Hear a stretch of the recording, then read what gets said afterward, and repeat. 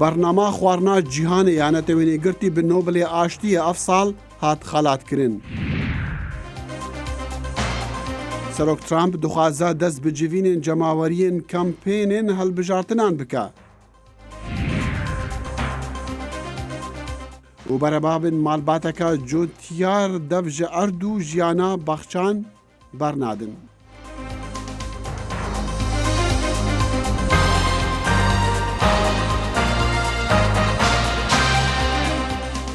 Silav û rêz û hîviyên demen xweş digel Kurd Connection ji dengê Amerîka li Washington. تەماشاچی لە خۆشەویست لای منیشەوەی دەمەتان خۆش لە واشنگتن دیسیەوە خۆشاتنەوە ڕای بەرنامەی کورد کۆنەکشن ئەمڕۆ هەینی 9 مانگە دەیە ساڵە 2020 ئومیدوارم دەمێکی خۆش وەلمان بوانە سەر. بەرنامە خواردنا جیهانê ya netewênêgirtî bi Nobelê Aştiyê 2020 hat xelatkirin ji bo xebatên wê rêxistiyê di şerê birsê û aramiya bi destxistina xwarinê li cîhanê de. Xelatkirina bernama xwarinê ya netewênêgirtî li Oslo hat ragihandin ji aliyê seroka Komîteya Nobelê Bert Anderson wê got derdê vayrosa korona birsa ku rastî milyonên mirovan dibû li seranserî cîhanê mezintir kiriye li welatên weka Yemenê, Komara Kongo, Nîjerya, Sûdana Başûr û Burkina Faso. Xanim Anderson got jî heya ku vaksîn ya nexweşiyê berdest nebe xwarin ji xelkê van welatan re baştirîn vaksîn e. 211 kes û 107 rêxistî ji xelatê ev salê Nobelê Aştiyê re hatibûn namzedkirin. و سەرۆکی ئەمریکا دانڵد ترامپ دەڵێت کە دەیەوێت هەوڵ بدات لە ئەنجامدانی هەڵمەتێکی هەڵبژاردنەکاندا لە ڕۆژی شەمە لە ئیالەتی فلۆریدا ئەگەر بێت و بە ئەندازەی پێویست کاتمان هەبێت بۆ پێکەوەنان. ترامپ کە شەوی پێنجشەمە لە کەناڵی فاکس نیوز قسەی کرد هەروەها باسی لەوەش کرد کە لەوانەیە لە شەوی پاش لە پەنسیلڤانیا هەڵمەتێکی تر ئەنجام بدات ئەو هەروەها ئاماژەی بەوە کرد کە بەنیازی دەستپێکردنەوەی کۆبوونەوەی هەڵمەتەکانیەتی چەند کاژمێرێک پاشەوەی پزیشکەکەی وتی کە دەتوانێت بە تەندروست بگەڕێتەوە سەر بەشداربوونی لەگەڵ هاوڵاتیان پاش ئازمایشەکانی ڤایرۆسی کۆرۆنا. û li gorî navenda zanistiya zankoya John Hopkins jimara tevahiya vekirên COVID-19 li Amerîka gihaya 7,608,000 û nêzîkî 212,800 jî bi vayrosê mirine. Ev jimare yên heya derengiya şevêdî bûn.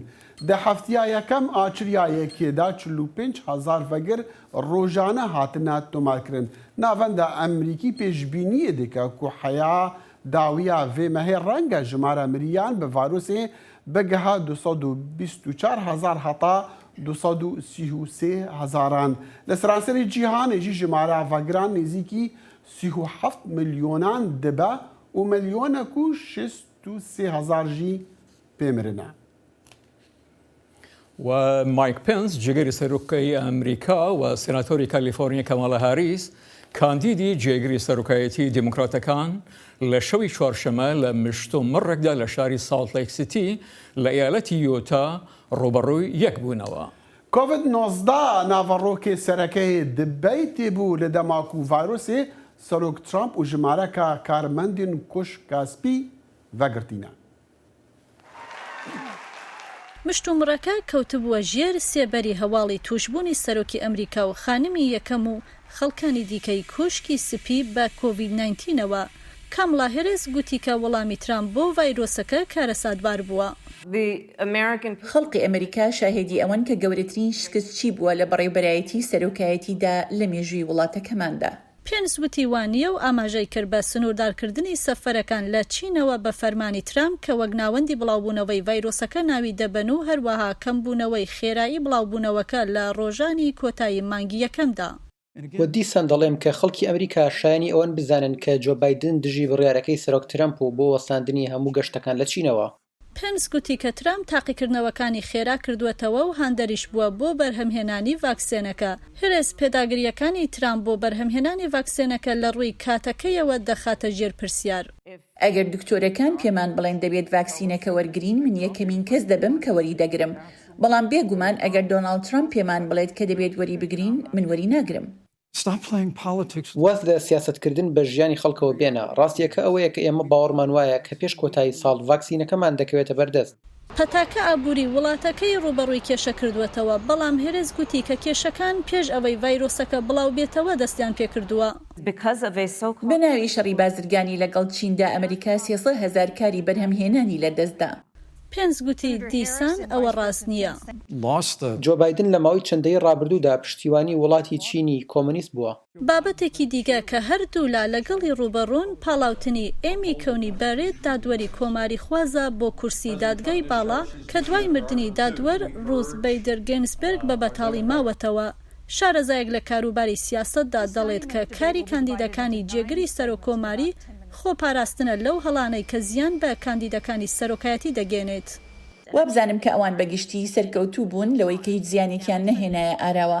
لە ئێستادا پێنس وەک جێگری سەرۆک پێگەیەکی جیاوازە، چونکە ئەو بەشێکە لە بەڕێوەبەرایەتی ئیستا بۆیە دەبێت وەڵامی شکستەکان و سەرکەوتنەکانی ئیدارەی ترەمپ بداتەوە. شیکەرەوەیەکی دیکە دەڵێت کە ئەم دیبەیتە گرنگیەکی تایبەتی هەبوو بۆ ئەم هەڵبژاردنە.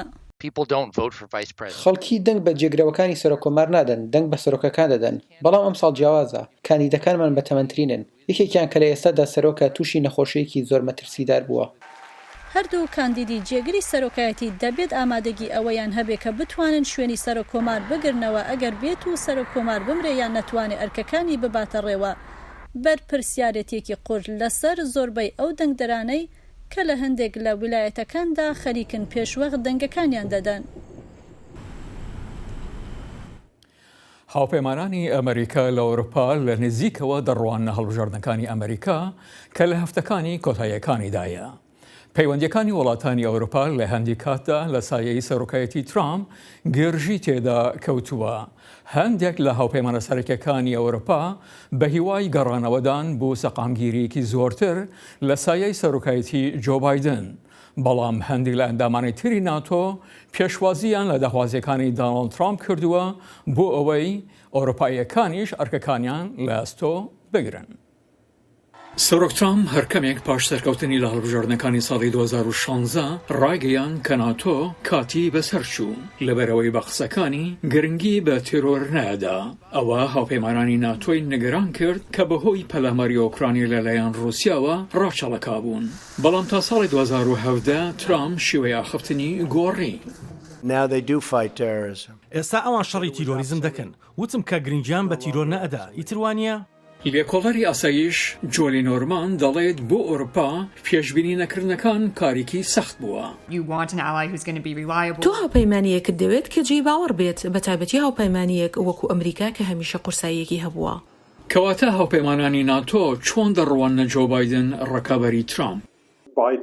بایدن لە تۆمارکراوی ڕابردوودا زۆر لە ئەنگری ناتۆ بووە. بەگشتی ناتۆ وەک بەردی بناغەی ئاسایشی بەریتانیا و هەروەها ئەوروپایەکان دەمێنێتەوە. لە ئەنگێرانی داناڵد ترامپ دەڵێن ئەو پێوەستە لەسەر کاروکردارەکانی بەریاری لەسەر بدەن. سەرۆک چاودێری ناردنی هێز و کەڕەسەی ئەمریکایی کرد لە ساڵی 2017 بۆ پۆڵۆنیا وەک بەشێک لە گەورەترین بەڵاوە پێکردنی ناتۆ لە دەمی جەنگی ساردەوە. ئەو هێشتا وەکو کەسایەتیکی بەناوبانگ لە پۆڵۆنیا و وڵاتانی پێشووی سۆڤیەت دەمێنێتەوە. بۆ هەندێک لە وڵاتانە لەوانەیە هێشتا پێیان باش بێت ترامپ لە کۆشکی سپی بمێنێتەوە. بەڵام لە دۆسیەی ئەڵمانیا کە هاوپەیمانێکی سەرەکی ئەوروپایە، ترامپ بەرلینی تاوانبار کرد بە دووەکەوتنی لە دانی بەشی لە پارەکانی ناتۆدا و پلانی کشانەوەی 20,000 سەربازی هەیە کە لەو وڵاتەدا جێگر کراون. مافیۆ پاریس شرۆڤەکاری ڕامیاری دەڵێت هەرچەند قسەکانی زبرە، بەڵام سەرۆک ئەو ڕاستیانە دەڵێت کە ئەوروپا نایەوێت گوێ لێی بێت. ئەو بە شێوەیەک سروشتی بووە لەبارەی هەندێک شتەوە ڕاست بووە کە لەوانەیە پێویستی هەبوو بێت لە پاڵنانەوە بە چین لەبارەی کێشەکانی بازرگانیەوە. ئەو لەبارەی خەرجکردنەکانی ناتۆ ڕاست بووە. ئەو لەبارەی زۆربەی وڵاتانی ئەوروپاوە ڕاست دەکات کە بە ئەرکەکانی خۆیان هەڵنەساون.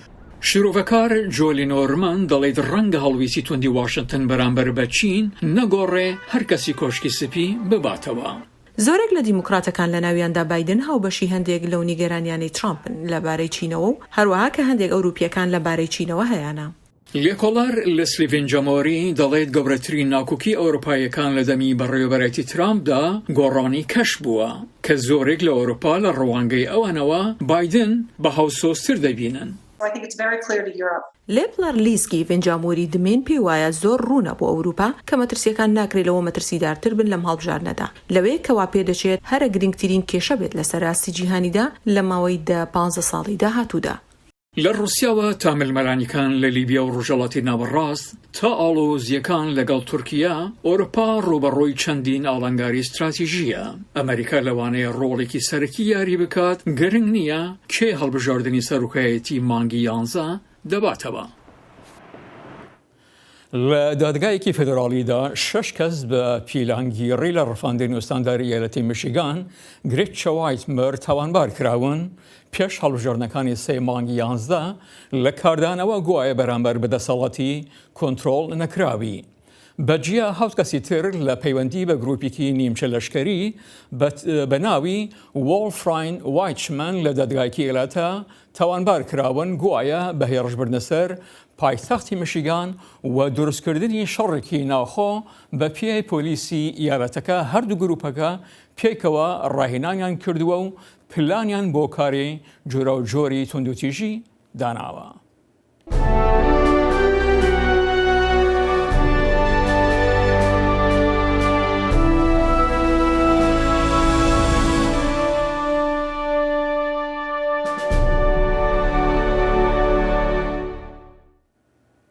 هەنێک شارەزاین ئاگاداری پەیوەندیە ئەمریکا و عێراقی باوەڕ دەکەن و بڕیارە ئەمریکی یابەری نزیکی 2 هەفتیان ji بۆ ڕاوەستاندنا کریاریان لڤین و سازیین خوێن دیپلۆماتیک لە بەغدایê لڤینێک سیاسی بوو یان jî ji بۆ ku ڕەواییê بدەکارین dijî ڕایەدارên کۆمەڵên شیعە ئەوên ئیران وانە بچەک dike ئەگەر هاتوو ئەمریکا خواست کریارێکی لە dijî wan ئەنجام بده هەرچاوە بە ئەف ڕەنگە لڤین عێراقیان شەپرزە دکن گەلۆ پەیوەندیین ئەمریکا و عێراقی بچە ئاراستەیەدا دچن دکتۆر بیلال ئەحمەد وەهاب لێکۆلەری واشنگتن ئینستیتیوت باشترین کەسە کو ئەم پرسیارên خوا ئاراستە بکەن دکتۆر بەیانی باش پێش هەموو شتێک دەمویست بزانم پێشهاتی نوێ لە پەیوەندەکانی عێراق و ئەمریکادا چین.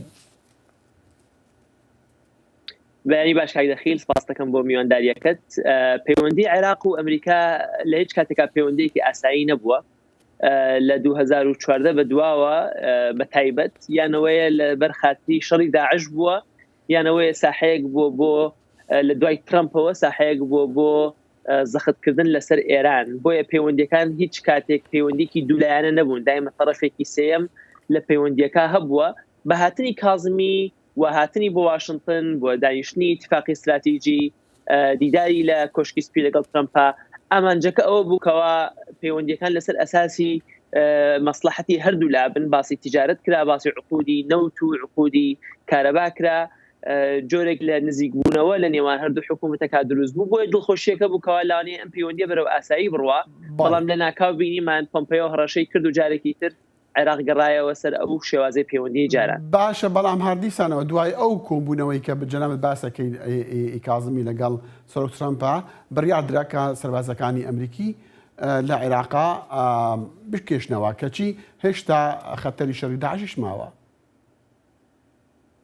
ڕاستیە ئێستا پۆمپەیۆ هەڕەشێکی تازە ئەکات باسی هێزەکان ناکات بەڵکو بەعکسەوە ئەمریکا دەوێت هێزەکان بهێڵێتەوە هەم بۆ جەنگی داعش و هەم بۆ پشتگیریکردن لەو هێزانی کە لە سووریا ماون بەڵام هەڕەشەی کشانەوەی وەداخستنی سەفارەتی ئەمریکی لە بەغا ئەکات کە ئەمە لە ڕاستیە ئەبێتە کۆتایی هێنان بە پەیوەندی دیپلۆماسیەکانی عێراق و ئەمریکا لەلایەک ئەبێتە هەدیەیەکی زۆر هەرزان لە بەرامبەر چەند کاتیوشایەکەوە میلیشیاکان ئەیگرن هەدیەیەکی هەرزان بە میلیشیاکان و سەرکەوتنێکی گەورە بۆ ئێرانیش لەلایەکەوە و لەلایەکی تریشەوە حکوومەتێکی تازەی عێراقی کەوا لای کەم نیەتی باشە ئەگەر هەموو شتەکانیشی پێنەکرابێت زیاتر لاواز ئەبێت و لەوانەیە عێراق بە یەکجاری تسلیم ببێت بۆ میلیشیانەی کەوا ئێستا دەسەڵاتیان لە عێراقا هەیە ئەو کاتە دەسەڵات لە عێراقا بگرنە دەست. دکتۆر بیلال پێم وایە لە دوێنێکە قسەمان کرد تۆ پێت وابوو کە ئەم هەنگاوەی ئەمریکا یان ئەم هەڕەشەی پۆمپەیۆ یعنی هەنگاوێکی سیاسیە ئیکاتیە استراتیجەتی ئەمریکان نییە لە عێراقدا ئەکرێ قەنەعەتم پێ بکەی بۆ لەبەرەوەی کەوا ئێمە دوو جدوەلی جیاوازمان هەیە دوو تەقویم و کاڵندەری جیاوازمان هەیە لەلایەکەوە سەرۆکوەزیرانێکی عێراقمان هەیە کەوا لە ئەنجامی مظاهراتی ساڵی ڕابردووەوە هاتە دەستەر حکم لە حیزب و دەسەڵات لە حیزبەوە نەهاتووە بەڵکو لە خەڵکەوە هاتووە ئەمە لەلایەک و دەیەوێت بە شوێنەیی بە وردە بە چاکسازی کێشەی میلیشا لە عێراق چارەسەر بکات بە گۆڕینی سەرکردەکانیان بە چارەسەرکردنی گەندەڵی بە دەسەڵاتگرتن بەسەر حدودەکانە بۆ ئەوەی کەوا خوێنڕێژی و شەڕێکی شیعی ناوخۆ لە عێراقا دروست نەبێت بەڵام ئەمە کاتی ئەوێت شوێنەی ئەوێت سەبری ئەوێت بەڵام لە ئەمریکا ئێمە کاڵندەر و تەقویمێکی جیاوازمان هەیە ئەویشەوەیە کە بە کەمتر لە مانگێک هەڵبژارنەکان دەکرێت و ئەمریکا پەلەیەتی و دەیەوێت بە زووترین کات ئەنجام ببینێت بەرهەم ببینێت لەلایەکی تر لەوانەیە وەزیری دەرەوەی ئەمریکا خۆشی پۆمپیۆ چاویلەوەی بێتەوە 4 ساڵێکی تر بۆ سەرۆکایەتی ئەمریکا خۆی تەرشیح بکات بۆیە ناوێت لەم چەند ڕۆژێک کۆتاییە کێشەیەکی گەورە سیاسی دەرەوە بۆ ئەو دروست بێت ئەم دوو تەوقیتە جیاوازە لە عێراقا کێشەیەکی بۆ هەردوو لا دروست کردووە داوتشێ یان تێگەشتنێکی وا هەیە دکتۆر بیلال کە ئەگەر هاتوو ئەمریکا ئەم هەڕەشەی خۆی جێبەجێ کرد یان هەنگاوێکی واینا کە بالوسخانەکەی لە بەغا دابخاتن بەدیلەکەی هەولێرە یعنی ئەو وەکوبلەی چالاکیە دیپلۆماسیەکانی ئەمریکا بگواستەوە هەولێر تا چەندێک ئەمە بینێنێکی ڕاستبینە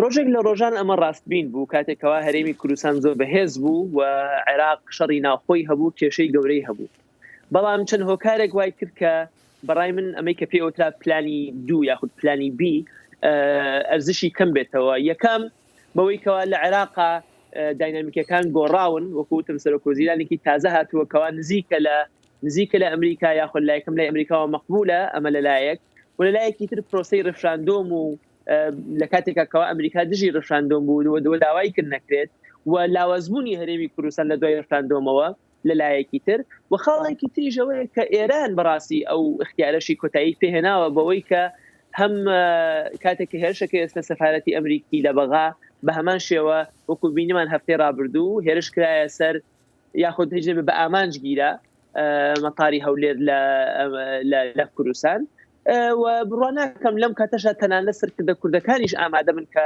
جۆرێک لەم مخاتەرەیە بکەن بە تایبەتی لەگەڵ ئەمریکایەکە کە قەرارەکانی زۆر استراتیژی نین بەڵکو هەمووی سیاسین و لەسەر ئەساسی زەخت و تەوقیتان باشە ئێران لەم معادلەیە چۆن ڕفتارەکە یعنی ئەگەر هاتوو شتی ئێران پێی خۆشە شتێکی وا بکەانی ئەمریکا لە عێراقا چاڵەکە دیپلۆماتیەکان بێ هەرچۆنێک بە ڕاگری و ئەو سەربازانەشی لە عێراقا دەری کردووە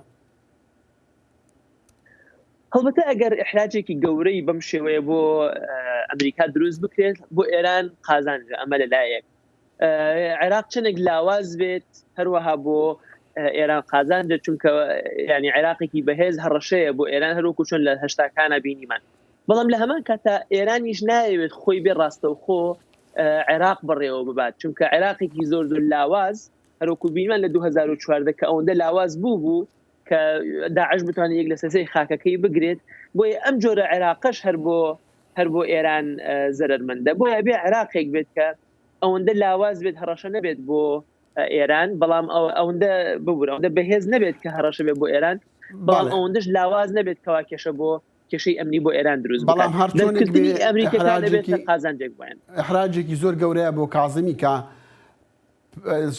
یان وەکوی ئەرکێکی زۆر قورسە بتوانێت شەڕی ئەو کۆمەڵە چەکدارانەی شیا بکە کە ئەمریکا تاوانباریان دەکا بە پەلاماردان و ئەو موشەیەکی کاتۆشە لەسەر بارودۆخخانەی ئەمریکی هەڵەی ئەم بڕیارە کاک دەخیل ئەوەیە کە کاتێک کە میلیشیاکان و با بڵین پشتگیرە ئێرانیەکەیان هاوای لابردنی هێزەکان دەکات ئەمریکا بەجۆرە لە جۆرەکان پێیان دەڵێ ئەڵێ ئێوە تەموحەکەتان کەمە ئێمە توانین لەوە زیاتریش بکەین ئەتوانین هەر بە یەکجاری لە عێراقا بکشینەوە سەفارەتەکەشمان دابخەین ڕاستی ئەمە مشتمانەیەکی کێشەیەکی متمانە بۆ ئەمریکا دروستەکان نەک تەنها لە عێراقا بەڵکو لە تەواوی ڕۆژهەڵاتی ناوەڕاستە ئێمە بینیمان کاتێکەوە ئێران هێرشی کردە سەر بنکەنەوتەکانی سعودیە لەو کاتەشە ئەمریکا جارێکی تر بەهانای سعودیەوە نەچوو بۆیە بە جۆرە لە جۆرەکان بەم جۆرە کردارانە متمانەی ئەمریکا وەکو هاوپەیمان لە کەدارە بێت دکتۆر بیلال زۆر سوپاس و تۆش پلانێکی نهێنیت هەبوو لەم کۆرۆنەڤایرۆسا خۆت شاردەوە و دوای ئەوە هاتی بەڕیشەوە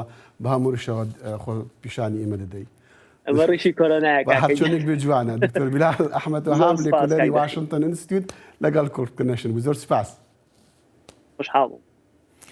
خۆپێشاندانی ئاشتیانەی دیموکراسی لە بیلەڕوسیا بەردەوامە پاش هەڵبژێردنەکانی ناکۆکی لەسەر لە 9 مانگی ئۆگست لەو کاتەی سەرروکی ئێستا ئەلێکساندەر لۆکاشێنکۆ بۆ شەشەمین جاری لەسەر یەک سەرکەوتنی ڕاگەیان.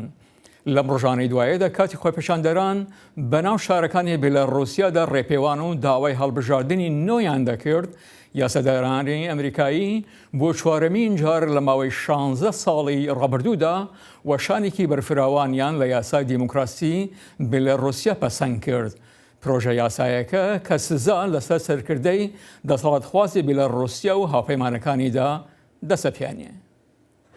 نزیکی 2 ماهانە خۆپێشاندانên Belarûs berdewamên û bi dehan hezaran xelek li paytextê Minsk û çendîn bajarendiyên mezin welatiyê xۆpêşandanan dikin û dixwazin ku serok Alexander Lukashenko dest ji karkêşana xwe bidet û hilbijartinên nîyên azad û rewa encam bidet.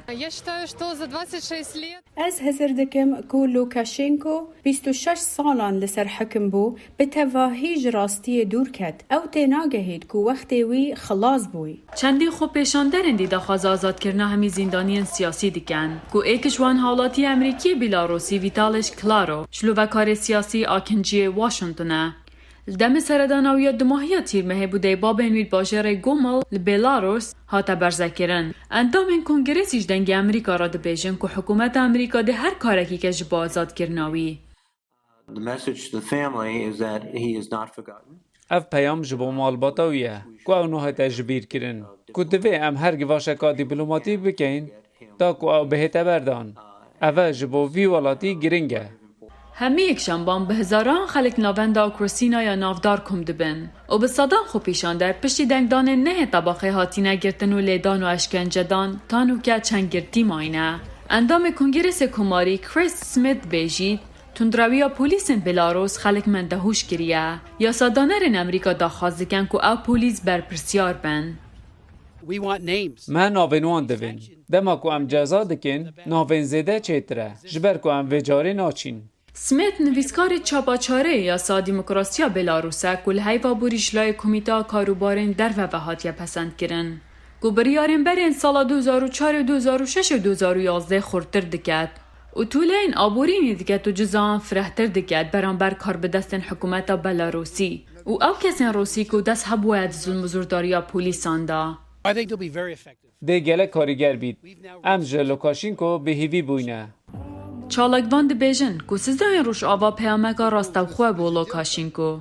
Ew ê berniyaz bi westayê hevsengiya siyasî ku berî nûke xwe berfişaran girtibû. Ev pêngavên ku nûke dihêne avêtin, nebesin ku Lukashenko reftarên xwe bigorît. Ewa ciyawaz li van rojan rêja kerbûkîna xelkê Belarûsî di xwepêşandanan da diyar diket. Her wisa tapa serî jî digel daye.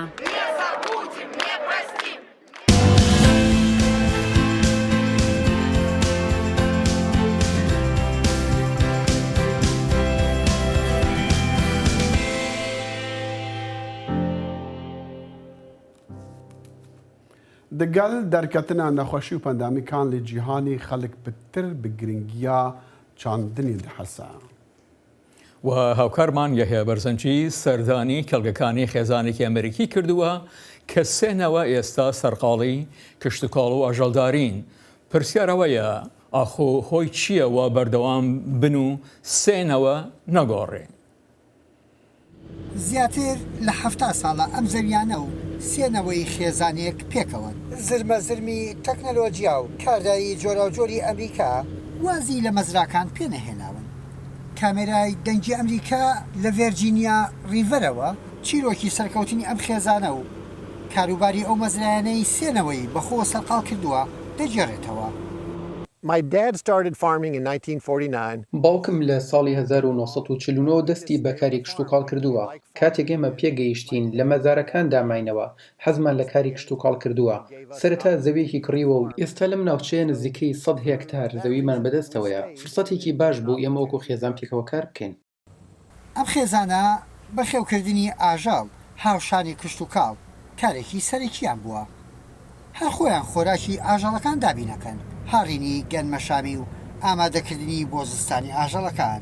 ئێمەش لە نێو مەشینەکەداین و گەنجێکیش لەگەڵ تەکنەلۆژیادا چێش دەبینێت. ئاخر هەبوونی زەویوزار بەس نییە، دەبێ عەقڵێکی باشیش سەر و سەودا لەگەڵ داخوازی بازاردا بکە. باوکم هەر لە سەرەتاوە ئاژەڵداری کردووە، گەنمەشامی چاندووە بۆ خۆراکی ئاژەڵەکان و شیر و بەروومەکەشی فرۆشتووە، هەندێک گەنمەشامی خواردنیشی بۆ بازار فرۆشتووە. ئێمە کێڵگەی بەخێوکردنی قەلمان هێنایەکایەوە، بەرووبوومی دی وەکو فاسۆلیا کە لەم ناوە نەمان دەچاند. ماوەیە کە هەندێک ڕۆکی و زەبەخش دەچێنین، بە پێی داخوازی بازار گۆڕانکاریمان کردووە. لە ئەمریکا بەشێکی خۆراک و پێداویستیەکان لەبەری ڕەنجی مەزراکانەوەیە، بەڵام حکومەتێک بەردەوام پلانی بۆ کوشت و کاڵ هەیە.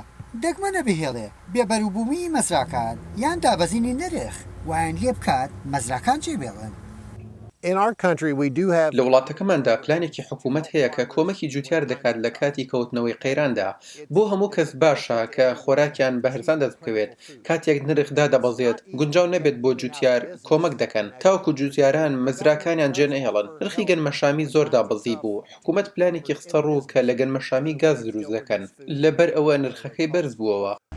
بەچی نەوەی ئەم سەردەمی تەکنەلۆژیایە بە زەحمەت و ئەرکو ماندووبوونی مەزراکان ڕازی بکەیت، جگە لە دەستکەوتێکی ئابووری باش بۆ خۆشێنی. کچەکەی گڵێن لە زانکۆی بێریە لە ویلایەتی کنتاکی کشت و کاڵ دەخوێنێ. من چوون بۆ خوێندنی کۆلێژ، شێوەی بیرکردنەوەم بۆ کشت و کاڵ گۆڕاوە و شێوازەکانی کشت و کاڵکردن بە تایبەتی لە داهاتوودا کڕیار چیان دەوێت لە ئیستادا خەڵک بیر لەوە دەکەنەوە میوەجاتی سروشتی و تەندروست بکڕن. سەرەڕای ئەوەش بیر دەکەمەوە زیاتر شینگە بپارێزین لەگەڵ کارەکەماندا. بەڵام لای برازاکەی دوای خوێندنی ئامادەیی لای ئەو کارکردن لە شەڵگەکاندا بەهای بڕوانامەی زانکۆی هەیە. کاتێک کێڵگە کشت و کاڵەکان گەورە دەبن، کارەکان فراوانتر دەبێت و هەمە جۆریش دەوێت. پێویستە بەشبەشی بکەیت، بەڵام جارێ داپیرە و باپیرە لە ژیاندان هەر پێکەوە کار دەکەین. لە ڕووی ئابووریەوە دۆخەکە گونجاوە. گرەوی ئەم خێزانە فراوانکردنی مەزراکان و بەردەوامیە، نەوەیەکی نوێش بەڕێوەیە. ئەزمموی باوان و بڕوانامەکانیان بخەنەگەڕ. یەحیا بەرزنجی، دەنگی ئەمریکا، شەنەندۆ ریڤەر، ڤێرجینیا. بهیڤیا دەمێن خۆشمە جۆڤانە دەبوەڕە هەتا ڕۆژە سێشەمەی بەرنامەکە دیە کورت کونەکشن. ببینە خۆش.